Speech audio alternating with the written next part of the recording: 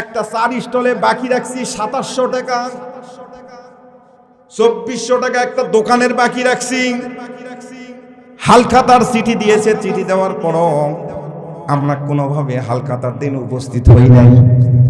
আপনারা বলেন তো, আপনি মৌমাছি মার্কা না মাছি মার্কা লোক? সারা বছর আপনাকে দোকানদার আপনার সংসারটা চালালো, আপনাকে সংসার যে চালালো এটা হলো কর্দে হাসানা দিল।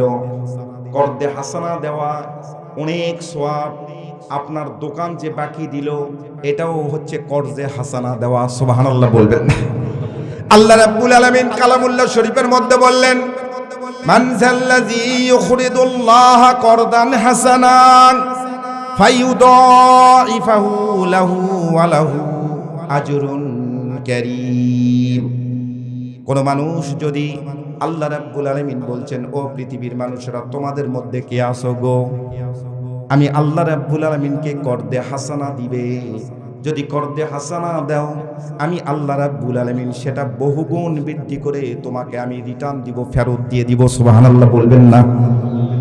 আল্লাহর নবী পক্ষান্তরে বললেন, ও সাহাবীরা, আমি যখন মেরাজে গেলাম, মেরাজে সমস্ত কিছু আমি তন্ন করে দেখতেছি। জিব্রাইল আমার রাহবার, জিব্রাইল আমাকে দেখাচ্ছে ইন দি মিড টাইম জান্নাতের একটা গেটের মধ্যে আমি লেখা দেখতেছি, কোন মানুষ যদি দান খয়রাত করে সেটার সওয়াব হলো 10 গুণ।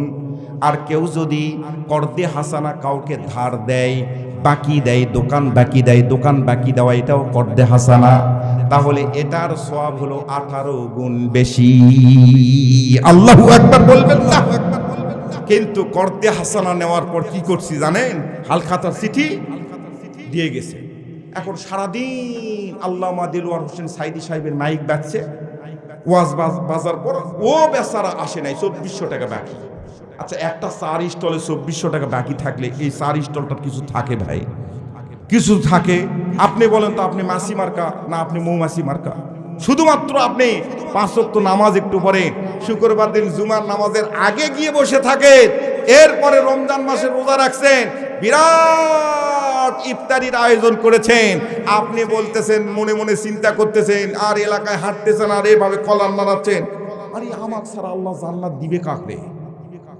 আল্লাহ তো আমাক ছাড়া জান্নাত দেওয়ার মতো লোক এই এলাকার মধ্যে একটাও নেই। মনে মনে চিন্তা করতেছেন, কিন্তু আপনি যে মাসি মার্কা লোক হয়ে আছেন, কোরআনুল কারীম দিয়ে বলতেছি, কিন্তু আমি পূর্ণাঙ্গ একটা সূরা নাজিল করে দিয়ে গবেষণা করার কথা বললেন আল্লাহ।